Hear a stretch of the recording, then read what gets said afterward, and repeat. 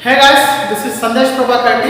I'll be taking quants and reasoning classes in Winners Career Academy. So Winners Career Academy quants ಮತ್ತು reasoning classes ನ ತಗೊಳ್ತಾ ಇದ್ದೀನಿ. So only for banking classes I will take the classes. Okay. So banking students aspirancy ಮಾತ್ರ classes ತಗೊಳ್ತೀನಿ. This is the video about how to secure 30 plus marks in the IBPS exams. ಯಾವುದೇ ರೀತಿಯಾದಂತಹ IBPS prelims exams ಒಳಗಡೆ 30 plus score ನ ನಿಮ್ಮ quants ಪಾಠ ಯಾವ ರೀತಿ ಸೆಕ್ಯೂರ್ ಮಾಡಬೇಕು ಅನ್ನೋದ್ರ ಬಗ್ಗೆ ಈ ವಿಡಿಯೋ ಮಾಡಿದ್ದೀನಿ. So I would like to tell you people to do subscribe this video and click the bell icon to get some more notifications whenever I do a new video. So next ತುಂಬಾ videos ಗಳನ್ನ ಮಾಡೋ plan ಮಾಡಿದ್ದೀನಿ. So ಹಾಗಾಗಿ ನೀವು subscribe ಮಾಡಿ ಮತ್ತೆ bell icon click ಮಾಡಿ. So ಜೊತೆಗೆ ನಿಮ್ಮೊಂದಿಗೆ next in which I discussed many of the things about how to secure this point. So now this is a video in which I put up a new batch ad. So normally new batch start ಆಗ್ತದೆ.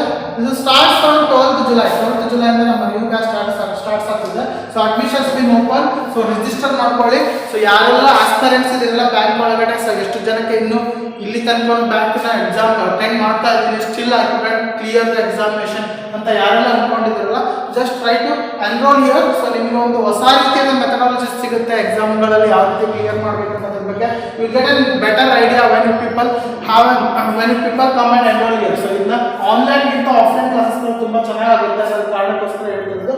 And in the next slide I discussed many things about your part. So quants part ಅಲ್ಲಿ 30 plus marks ನ ಯಾರು secure ಮಾಡಬೇಕು ಅನ್ನೋದ್ರ ಬಗ್ಗೆ ಇದೆ. So and quants part ಒಳಗಡೆ 35 marks ಬರುತ್ತೆ. ಇಷ್ಟು ಸಿಲೆಬಸ್ ಇದೆ. Okay, this is your quants syllabus. ಇದು ನಿಮ್ಮ quants ಸಿಲೆಬಸ್ ಇದೆ. ಈ ಸಿಲೆಬಸ್ ಒಳಗಡೆ ನಿಮಗೆ ಎಷ್ಟು ಮಾರ್ಕ್ಸ್ ಬರುತ್ತೆ? 35 ಮಾರ್ಕ್ಸ್ ಬರುತ್ತೆ. Among that you people will be knowing. So ಎಲ್ಲರಿಗೂ ಇದು ಗೊತ್ತಿರುತ್ತೆ ಸಿಲೆಬಸ್ ಏನಂತಂದ್ರೆ if you don't know you can have a screenshot of it. And those who are new to the channel, so I would like to suggest you people and those who are new to the aspirants, so new aspirants of banking examinations, I would like to suggest you people to do watch my first video. So first video ಅಲ್ಲಿ ನನ್ನ bank exams ಗಳು ಯಾವ ರೀತಿ ಇರುತ್ತೆ, ಏನಿರುತ್ತೆ, ಯಾವ ರೀತಿ postings ಎಲ್ಲ ಆಗುತ್ತೆ, ಎಷ್ಟು ಸ್ಯಾಲರಿ ಇರುತ್ತೆ ಎಲ್ಲದರ ಬಗ್ಗೆ ಡಿಸ್ಕಸ್ ಮಾಡಿದ್ದೀನಿ. Do watch this video. So description ಅಲ್ಲಿ ಲಿಂಕ್ ಹಾಕಿರ್ತೀವಿ. You can watch this video also. So ನೋಡಿ, this is our past syllabus and we will move to the today's topic. ಇವತ್ತಿನ ಟಾಪಿಕ್ ಗೆ ಮೂವ್ ಆಗೋಣ. So in which I told you people how I will suggest you how to secure 30 plus marks in the upcoming examinations of bank exams. ಯಾವುದೇ ರೀತಿಯಾದ bank exam ಗಳಲ್ಲಿ 30 plus score ಯಾವ secure ಮಾಡಬೇಕು ಅನ್ನೋದ್ರ ಬಗ್ಗೆ ಮಾತಾಡ್ತೀನಿ. And the next upcoming exam is SBI clerk ಇದೆ. ಎಲ್ಲರಿಗೂ ಐಡಿಯಾ ಇದೆಲ್ಲ SBI clerk ಗಳು ಇನ್ನೊಂದು 4-5 ದಿನದಲ್ಲಿ ಕಮೆಂಟ್ಸ್ ಆಗುತ್ತೆ ಎಕ್ಸಾಮ್ಗಳು. ಹಾಗಾಗಿ ಏನು ಹೇಳ್ತಿದೆ ಅಂದ್ರೆ this should be your strategy. So ಇದನ್ನ ಮೆನ್ಸುರೇಷನ್ ಆಡ್ ಮಾಡಿದ್ದೀನಿ. So this should be your strategy. ಇದು ನಿಮ್ಮ ಸ್ಟ್ರಾಟಜಿ ಆಗಿರುತ್ತೆ. ನಿಮಗೆಲ್ಲರಿಗೂ ಗೊತ್ತಿದೆ. ಸೊ ಯಾಕೆ ಸ್ವಲ್ಪ ಜನ ನಿಮಗೆ 30 ಪ್ಲಸ್ ಮಾರ್ಕ್ಸ್ನ ಈಸಿಯಾಗಿ ಸೆಕ್ಯೂರ್ ಮಾಡ್ಕೊಳ್ತಾರೆ, ಆದರೆ ನಮ್ಮ ಕೈಯಲ್ಲಿ ಆಗ್ತಾ ಇಲ್ಲ ಅಂತ ಎಷ್ಟು ಜನ ಅನ್ಕೊಳ್ತಾ ಇದ್ದಾರಲ್ಲ, ನೀವು ಎಲ್ಲೂ ರಾಂಗ್ ಮಾಡ್ತಿದ್ದೀರಾ ಅನ್ನೋದ್ರ ಬಗ್ಗೆ ನಾವು ಮಾತಾಡ್ತೀವಿ. ಎಲ್ಲಿ ರಾಂಗ್ ಮಾಡ್ತೀರಾ? ಸೊ ಯೂಶುವಲ್ ಆಗಿ ನಾವು ಎಲ್ಲಿ ರಾಂಗ್ ಮಾಡ್ತೀವಿ? ಸೊ ಎಲ್ಲಿ ರಾಂಗ್ ಮಾಡ್ತೀವಿ ಅಂದರೆ ನೋಡಿ, ನಿಮಗೆಲ್ಲರಿಗೂ time and work and time and distance ಈ ಟಾಪಿಕ್ಸ್ ಇದಾವಲ್ಲ, ಇವೆಲ್ಲ ನಿಮ್ಮ ಫೇವ್ರೆಟ್ ಟಾಪಿಕ್ಸ್ ಇದೆ, ಹೌದಾ? ಸೊ ಇದು ನಿಮ್ಮ ಕ್ವಾಂಟ್ಸ್ ಪಾಠ ಬರುತ್ತೆ. ಈ ಟಾಪಿಕ್ಸ್ ಇದಾವಲ್ಲ, ಈ 5 ಟಾಪಿಕ್ಗಳು 6 ಟಾಪಿಕ್ ಇದಾವಲ್ಲ, ಈ 6 ಟಾಪಿಕ್ಗಳು ಎಲ್ಲರ most of the people's favourite topics, ಹೌದಾ ಇಲ್ಲ? Right. So do comment in section. So comment section ಒಳಗೆ ಕಮೆಂಟ್ ಮಾಡಿ ಹೇಳಿ. ಸೊ ಎಲ್ಲರಿಗೂ ಈ ಪಾಠಗಳು ನಿಮಗೆ ಏನಾಗುತ್ತೆ, ಫೇವ್ರೆಟ್ ಆಗಿರುತ್ತೆ. ಏನು ಮಾಡ್ತೀರಾ? Questions whenever U C the questions on time and work, pipes and systems, problems and edges, mixture problems, boards and strips ಮತ್ತು time and distance ಮೇಲೆ ಕ್ವಶನ್ಸ್ ನೋಡಿ ತಕ್ಷಣ ನೀವು ಏನು ಮಾಡ್ತೀರಾ? I should start solving this problem ಅಂತ ಅನ್ಕೊಂತೀರಾ, ಹೌದಾ? So I should start solving this problem ಅನ್ಕೊಂತೀರಾ. ಆ್ಯಂಡ್ ನಿಮ್ಮ ಮಾರ್ಕ್ಗಳಲ್ಲಿ ಕೂಡ ಏನಾಗುತ್ತೆ ಅಂದರೆ, so majority of the peoples will start solving this problem. So ಇದನ್ನ ಸಾಲ್ವ್ ಮಾಡಿಬಿಟ್ಟು ಮಾರ್ಕ್ಗಳನ್ನ ಮಾರ್ಕ್ ಟೆಸ್ಟ್ಗಳಲ್ಲಿ ಈ ಪ್ರಾಬ್ಲಮ್ ಸಾಲ್ವ್ ಮಾಡಿಬಿಟ್ಟು ನೀವು ಮಾರ್ಕ್ ಸೆಕ್ಯೂರ್ ಮಾಡಿರ್ತೀರ. 30 ಪ್ಲಸ್ ತನಕ ಮಾರ್ಕ್ ಸೆಕ್ಯೂರ್ ಮಾಡಿರ್ತಾರೆ. ಬಟ್ ಆದರೆ when it comes to examination ಬಂದಾಗ ಏನಾಗುತ್ತೆ ಅಂದರೆ, ಈ ಪಾರ್ಟ್ಗಳು ನಿಮಗೆ ಕ್ವಶನ್ಸ್ ಡಿಫಿಕಲ್ಟ್ ಆಗಿ ಬಂದ್ಬಿಡುತ್ತೆ.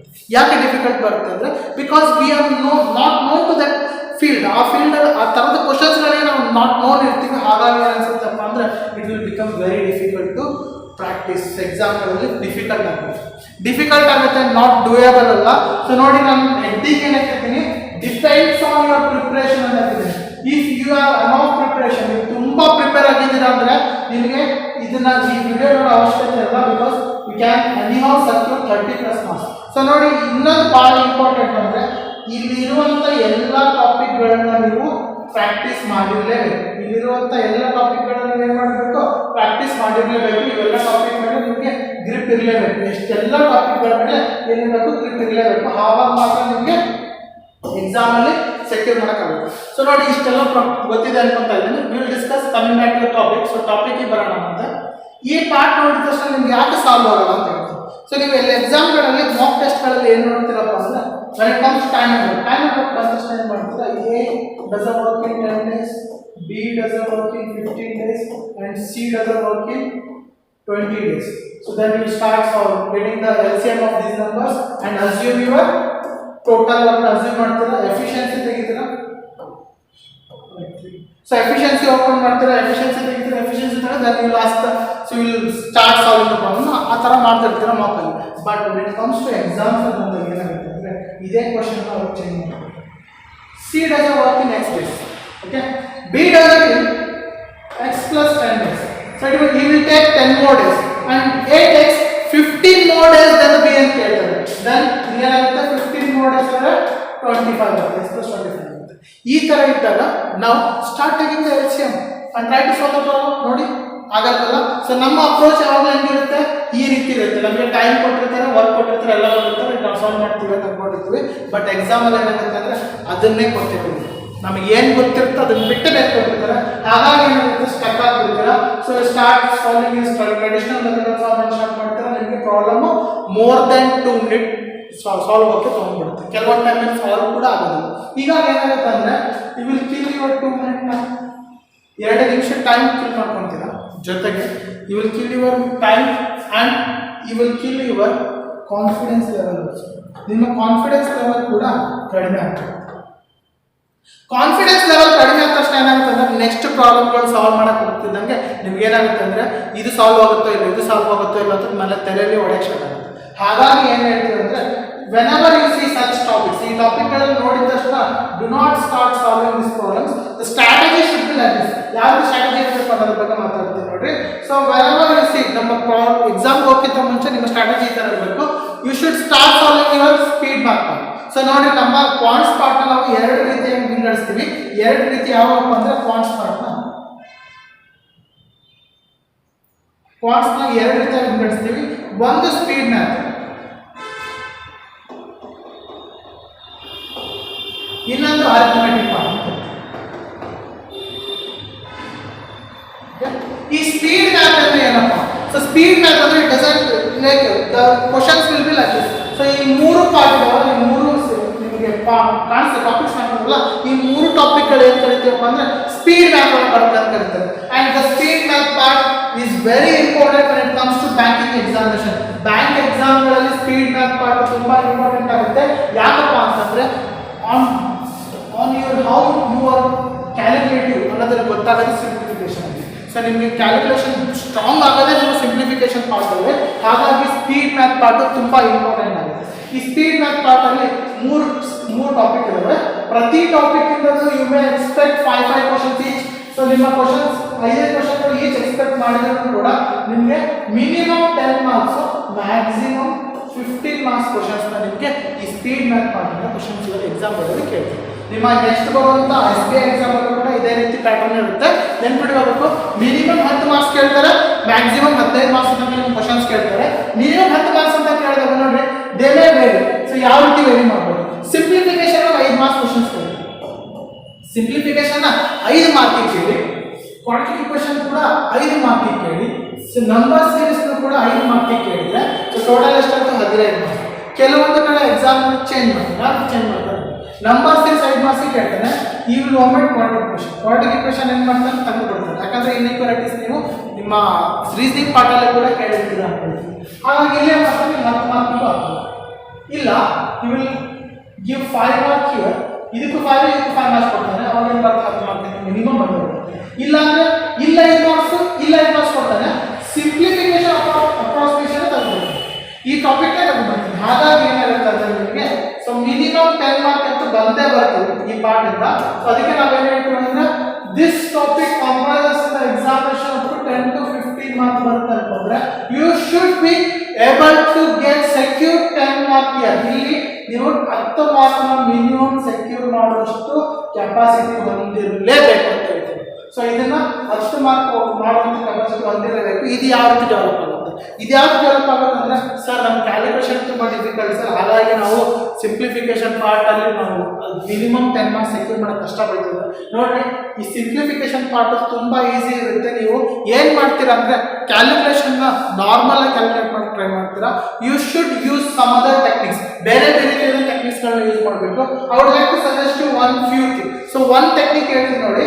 whenever we add 78 plus 32 ನ ಆಡ್ ಮಾಡಿದ್ರೆ ನಿಮ್ಗೆ ಎಷ್ಟು ಬರುತ್ತೆ ನೋಡಿ. 78 plus 32 ನ ಆಡ್ ಮಾಡಿದ್ರೆ ನಿಮ್ಗೆ ಎಲ್ಲರೂ ತಲೆಯಲ್ಲಿ ಬಂದಿರುತ್ತೆ ಏನಂತ ಹೇಳಿ 110 ಬರುತ್ತೆ ಸರ್. ಇದು ಸಿಂಪಲ್ ಕ್ವೆಶ್ಚನ್ ಇದೆ. ಬಟ್ ನಿಮ್ಮ ಎಡಿಷನ್ ಆಗುತ್ತೆ ಅಂತ ನನ್ನ ಎಡಿಷನ್ ಆಗುತ್ತೆ. ಸೊ 8 plus 2 10 ಬರುತ್ತೆ, 1 ಕ್ಯಾರಿ ಆಗ್ತೀರಾ. 7 plus 3 10 plus 1 110. ಬಟ್ ನಾನು ಯಾವತ್ತೆ ಎಡಿಷನ್ ಮಾಡಕ್ಕೆ ಹೇಳ್ತೀನಿ ಅಂದ್ರೆ ಫಸ್ಟ್ ಈಗ ನಂಬರ್ ಆಡ್ ಮಾಡಿ 7 ಮತ್ತು 3. ಓಕೆ, ಫಸ್ಟ್ ಏನು ಮಾಡ್ತೀರಾ 7 ಮತ್ತು 3 ನ ಆಡ್ ಮಾಡ್ತೀರಾ. ಸೊ 78 ಪ್ಲಸ್ 32 ನ ಯಾವ ತರ ಆಡ್ ಮಾಡ್ತೀರಾ ನೋಡಿ. 7 ಮತ್ತು 3 ಆಡ್ ಮಾಡಿದ್ರೆ 10 ಬರುತ್ತೆ. 8 ಪ್ಲಸ್ 2 ಆಡ್ ಮಾಡಿದ್ರೆ 10 ಬರುತ್ತೆ. ಈ 10 ಅಂದ್ರೆ 70 ಪ್ಲಸ್ 30 100 ಇದೆ. 100 ಪ್ಲಸ್ 100. ಸೊ ಇದು ಸ್ಟಾರ್ಟಿಂಗ್ ಅಲ್ಲಿ ಸ್ವಲ್ಪ ಡಿಫಿಕಲ್ಟ್ ಅನ್ಸುತ್ತೆ. When comes to bigger numbers, ಬಹಳ ದೊಡ್ಡ ನಂಬರ್ಗಳು ಬಂದಾಗ ಇದೇನಾಗುತ್ತಪ್ಪ ಅಂದ್ರೆ ತುಂಬಾ ಸಿಂಪಲ್ ಆಗಿ ನಿಮ್ಮ ಕ್ವಶನ್ಸ್ ಗಳನ್ನು ಸಾಲ್ವ್ ಮಾಡಿ ಇಡುತ್ತೆ. ಹಾಗಾಗಿ ಇದನ್ನ ಸ್ಪ್ಲಿಟ್ ಅಂಡ್ ಕ್ಯಾಲ್ಕುಲೇಟ್ ಅಂತ ಕರಿತೀವಿ, ವೇದಿಕ್ ಮ್ಯಾಥ್ಸ್ ಅಂತ ಕರಿತಾರೆ ಬಹಳ ಜನ. ಸೊ ಈ ಮೆಥಡ್ ಅನ್ನು ನಮ್ಮಲ್ಲಿ ಅಳವಡಿಸ್ಕೋಬೇಕು.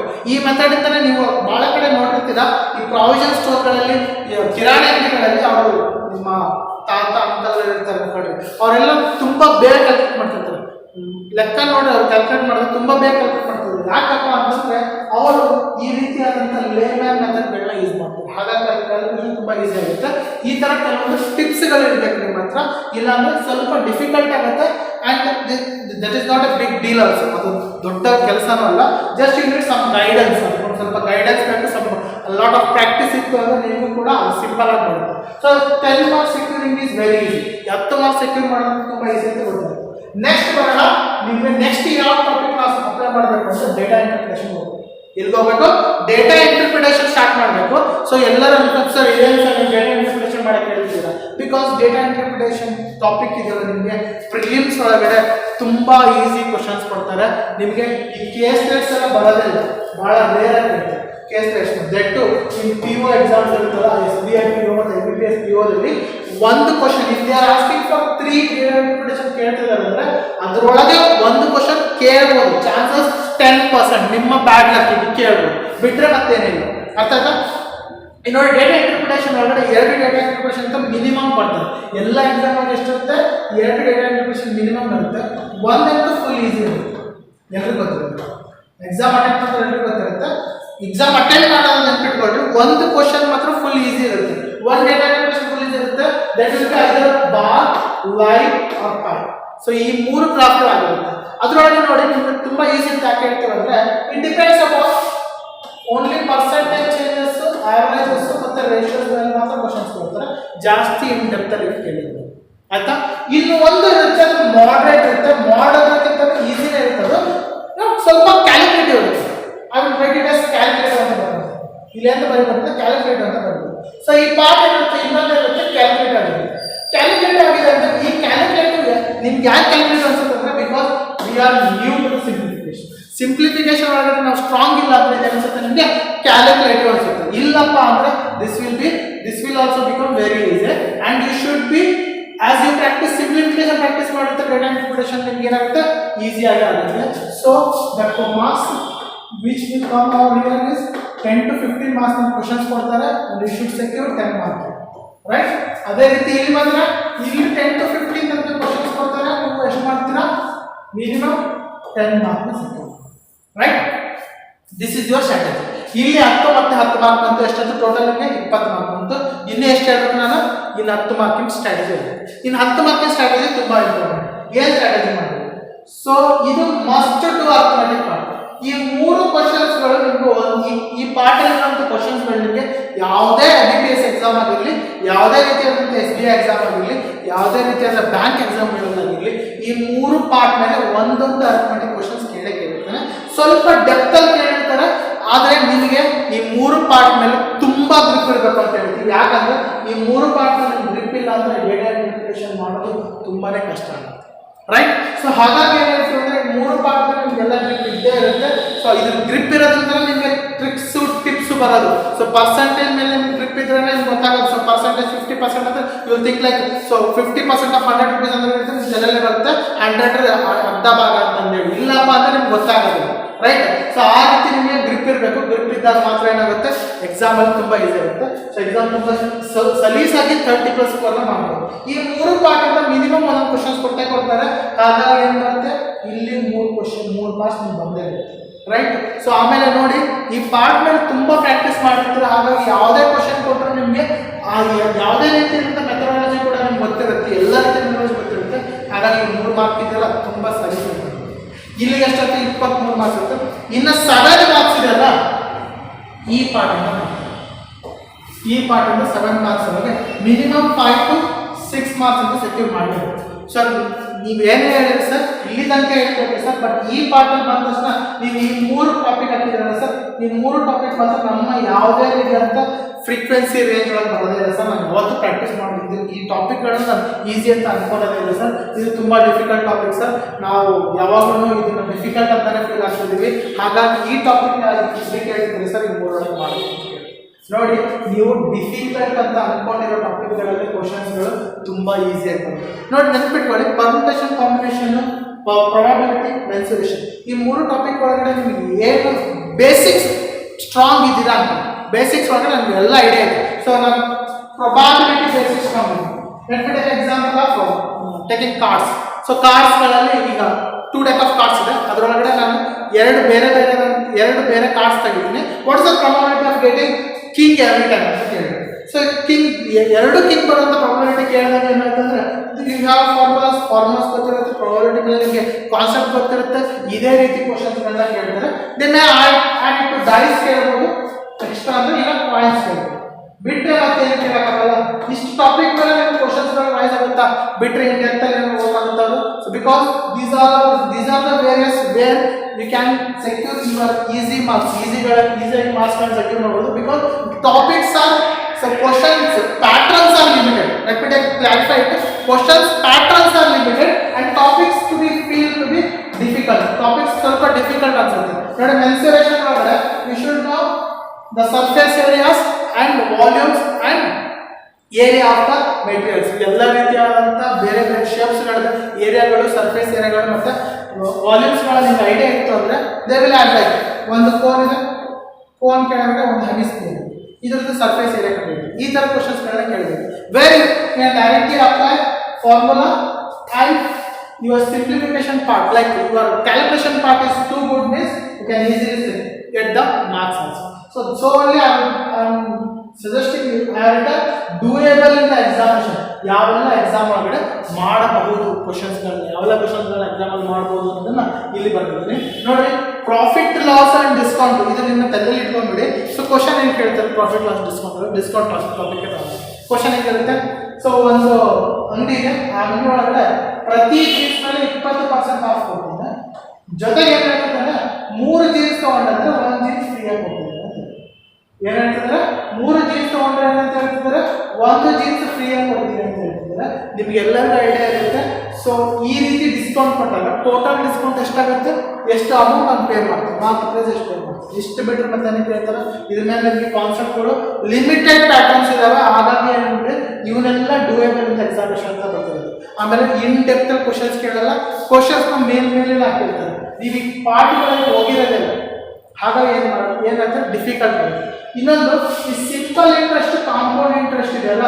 ಸೊ ಬೇರೆ ಎಕ್ಸಾಮ್ಗಳಲ್ಲಿ ನೀವು ಸಪ್ರೇಟ್ ಕೇಳ್ಬೋದೇನೋ, ಬಟ್ IBPS ಬ್ಯಾಂಕ್ ಎಕ್ಸಾಮ್ಗಳಲ್ಲಿ ಹೆಂಗೆ ಕೇಳ್ತಾರೆ ಅಂದರೆ ಸಿಂಪಲ್ ಇಂಟ್ರೆಸ್ಟ್, ಕಾಂಪೌಂಡ್ ಇಂಟ್ರೆಸ್ಟ್ ಎರಡನ್ನೂ ಸೇರಿಸ್ಬಿಟ್ಟು ಒಂದು ಕ್ವಶನ್ ಕೇಳ್ತಾರೆ. And which will be very easy, ಎಲ್ರಿಗೂ ಐಡಿಯಾ ಇರುತ್ತೆ. So it's to simple interest, compound interest difference on the sum is this much and try to find out the rate of interest, try to find out the principal. These are questions can I and there are a lot of techniques to follow this. Solve this problem, this kind of problems. ಅದೇ ರೀತಿ ಬಂದ್ರೆ partnership ಬಂದ್ರೆ partnership ಒಳಗಡೆ ಒಂದೇ idea, basic idea ಏನಪ್ಪ ಅಂದ್ರೆ if at all ಯಾರಾದ್ರೂ ಇಬ್ಬರು ವ್ಯಕ್ತಿಗಳು ಯಾವುದೋ ಒಂದು ಅಂಗಡಿ ಓಪನ್ ಮಾಡ್ತಿದ್ದಾರೆ ಅಂದ್ರೆ ಎಷ್ಟು ಶೇರ್ ಹಾಕಿರ್ತಾರೋ ಅಷ್ಟು ಪ್ರಾಫಿಟ್ ಅವ್ರಿಗೂ ಡಿವೈಡ್ ಆಗುತ್ತೆ ಅಂತ ಗೊತ್ತಿದೆ, ಎಲ್ರಿಗೂ ಐಡಿಯಾ ಆಗುತ್ತೆ. ನಾನು ಶೇರ್ ಪರ್ಸೆಂಟೇಜ್ 3% ಇದೆ ಅನ್ಕೊಂಡ್ರಿ, ಎಷ್ಟು ಶೇರ್ ಇಂಟು ಟೈಮ್, ಎಷ್ಟು ಟೈಮ್ ತನಕ ಶೇರ್ ಹಾಕಿರ್ತಾರೋ ಎಷ್ಟು ಶೇರ್ ಹಾಕಿರ್ತಾರೋ ಎರಡನ್ನೂ ಮಲ್ಟಿಪ್ಲೈ ಮಾಡಿ ನಿಮಗೆ ಅಷ್ಟು ಶೇರ್ಗಳು ಅವರಿಬ್ಬರಿಗೂ ಪ್ರಾಫಿಟ್ ಅಲ್ಲಿ ಡಿವೈಡ್ ಆಗುತ್ತೆ ಅಂತ ಗೊತ್ತಿರುತ್ತೆ. And problems and trains is a very interesting topic to learn and very limited patterns ಆಗಿದೆ, ಹೌದಾ? ಸೊ ಹಾಗಾಗಿ ಇವೆಲ್ಲ ಏನಾಗುತ್ತೆ ಡೂಯಬಲ್ ಆಗುತ್ತೆ. And around 5 to 6 marks secure ಮಾಡ್ತೀರಾ. ಅಂಡ್ ಇಫ್ ಟೈಮ್ ಪರ್ಮಿಟ್ಸ್, ನಿಮ್ಮಲ್ಲಿ ಟೈಮ್ ಇತ್ತು ಅಂದ್ರೆ ದೆನ್ ಗೋ ಫಾರ್ ಯುವರ್ ನಿಮ್ಮ ಫೇವ್ರೆಟ್ ಟಾಪಿಕ್ಸ್ಗಳಿಗೆ. ಅವಾಗ ಏನು ಮಾಡಿದ್ರೆ ನಿಮ್ಮ ಫೇವ್ರೆಟ್ ಟಾಪಿಕ್ಗಳಿಗೆ ಹೋಗಿ ಅಲ್ಲಿ ತನಕ ನಿಮ್ಮ ಫೇವ್ರೆಟ್ ಟಾಪಿಕ್ಗಳಿಗೆ ಹೋಗ್ಬೇಡಿ. ಸೊ ಅವಾಗ ನಿಮ್ಮ ಈ ಫೇವ್ರೆಟ್ ಟಾಪಿಕ್ ಹೋಗಿ ದಟ್ ಟು ಇಂಗ್ಲೀಷ್ ಇದ್ರೊಳಗೆ ಏನು ಮಾಡಬೇಕು ಅಂದ್ರೆ start with from year don't ask any questions. ನೆನ್ಪಿಟ್ಕೊಂಡ್ರೆ ಇದ್ರ ಮೇಲೆ ಕ್ವಶನ್ಸ್ಗಳನ್ನ ಭಾಳ ಬೇಗ ಕೇಳ್ತಾರೆ, ಇವಾಗ ಅಂತ ಕೇಳೋದು ಬಿಟ್ಟಿರೋದು ಟೈಮ್ ಅಂಡ್ ಡಿಸ್ಟೆನ್ಸ್ ಮೇಲೆ. ಅಂಡ್ ಇವಾಗ because the application topics are there, boats and streams ಮತ್ತೆ ಪ್ರಾಬ್ಲಮ್ಸ್ ಅಂಡ್ ಟ್ರೈನ್ಸ್ ಇದೆಲ್ಲ ಎರಡು ಇದ್ರ ಅಪ್ಲಿಕೇಶನ್ ಟಾಪಿಕ್ಸ್, ಹಾಗಾಗಿ ಇದ್ರ ಮೇಲೆ ಕ್ವಶನ್ಸ್ಗಳನ್ನ ಕೇಳೋದಿಲ್ಲ. You can start from it. So ಇದ್ರೊಳಗೆ ನಾವು ಸಾಲ್ವ್ ಮಾಡ್ಬೋದು ಅಂದ್ರೆ ಪ್ರಾಬ್ಲಮ್ಸ್ ಅಂಡ್ ಏಜಸ್, ಅದನ್ನ ಬಿಟ್ಟರೆ ನೆಕ್ಸ್ಟ್ ಬೋರ್ಡ್ಸ್ ಅಂಡ್ ಸ್ಟ್ರೀಮ್ಸ್ ಹೋಗಿ at the end you can pick up the time and work Python systems. ಇಷ್ಟು ಟೈಮ್ ಅಂತಂದ್ರೆ ಇವೆಲ್ಲ ಸಾಲ್ವ್ ಮಾಡಿ ಟ್ರೈ ಮಾಡಿ. And you will see that you have clear your prelims examination with minimum of ನಿಮಗೆ 30+ score ಅಂತ ಬಂದೇ ಬಂದಿರುತ್ತೆ. Hope this video is very useful to each and every one of you. ಎಲ್ರಿಗೂ useful ಆಗಿದೆ ಅನ್ಕೊಳ್ತಾ ಇದ್ದೀನಿ ಈ ವಿಡಿಯೋ. ಸೊ ನೋಡಿ, ಇಲ್ಲಿ 10 ಮಾರ್ಕ್ಸ್, ರೈಟ್, ಇಲ್ಲಿ 10 ಮಾರ್ಕ್ಸ್, ಇಲ್ಲಿ 10 ಮಾರ್ಕ್ಸ್, ಇಲ್ಲಿ 3 ಮಾರ್ಕ್ಸ್, ಇಲ್ಲಿ 5 ಮಾರ್ಕ್ಸ್ ಇರುತ್ತೆ. ಸೊ ಟೋಟಲ್ 28 ಮಾರ್ಕ್ಸ್ ಅಂತ ಇಲ್ಲಿ ಬಂತ. ಸೊ ಜೊತೆಗೆ ಈಗ ಟೈಮ್ ಬಂದ್ಬಿಟ್ಟು ಟೈಮ್ ಇರುತ್ತೆ, ಆ ಟೈಮ್ ಅಲ್ಲಿ ಏನು ಮಾಡ್ತೀರಾ ಅಂದರೆ you can easily solve another 2 questions. ಇಲ್ಲಂತೂ 2 ಕ್ವಶನ್ ಆರಾಮಾಗಿ ಸಾಲ್ವ್ ಮಾಡ್ಬೋದು. ಹಾಗಾಗಿ ನಿಮ್ಗೆ ಎಷ್ಟು ಬರುತ್ತೆ, ಮಿನಿಮಮ್ 30 ಅಂತೂ ಪ್ಲಸ್ ಅಂತೂ ಸೆಕ್ಯೂರ್ ಮಾಡಿ, ರೈಟ್? ಸೊ ಇಲ್ಲಿ ನಿಮಗೆ 30+ ಸೆಕ್ಯೂರ್ ಮಾಡುವಂಥ ಐಡಿಯಾಲಜಿ ಸಿಕ್ತು ಅನ್ಕೊಳ್ತಾ ಇದ್ದೇನೆ. And do well with the examination. And upcoming SBI exam ಒಳಗಡೆ ತುಂಬ ಚೆನ್ನಾಗಿ ಮಾಡಿ ಅಂತ ಹೇಳ್ತಾ, ಎಷ್ಟು ಭಾಳ ಜನದೆಲ್ಲ ಸೆಲೆಕ್ಷನ್ ಆಗಲಿ ಅಂತ ಕೇಳ್ಕೊಂತ. So I would like to conclude my topic. So ನನ್ನ ಕ್ಲಾಸ್ನ ಮುಗಿಸುವಂಥ ಕೆಲಸ ಮಾಡ್ತಾ ಇದ್ದೀನಿ. ಜೊತೆಗೆ I would like to request you people to do subscribe the channel and click the bell icon. So bell ಐಕನ್ನ ಕ್ಲಿಕ್ ಮಾಡಿ. ಜೊತೆಗೆ ಇನ್ನೊಂದೇನಪ್ಪ ಅಂದರೆ do comment how you felt about the video ಅನ್ನೋದ್ರ ಬಗ್ಗೆ ಕಮೆಂಟ್ ಮಾಡಿ. Thank you.